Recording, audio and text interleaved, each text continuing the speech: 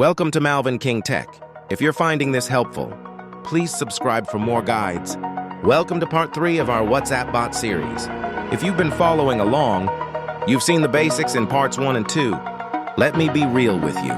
Parts 1 and 2 showed you the fundamental structure, how to set up files, connect basic commands, get something working. But that was the learning phase. The here's how it works phase. Here's the issue with those basic setups. They use GitHub for storage.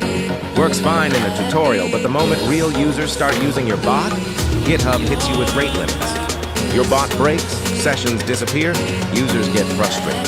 I've been there. It's why most tutorial bots fail in real use.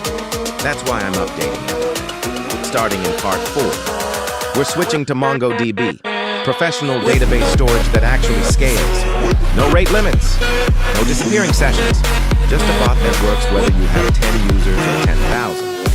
This isn't about showing you another tutorial. This is about building something that actually helps you create bots that last. Bots that don't break when people actually use them. Bots you can be proud to share. If you're finding this helpful, hit subscribe to my YouTube channel so you don't miss. Part 4. Also join my WhatsApp channel for all updates and repository to track the improvements. Part 4 is where we build for real. Thanks for watching till the end. It means you are finally ready for real production.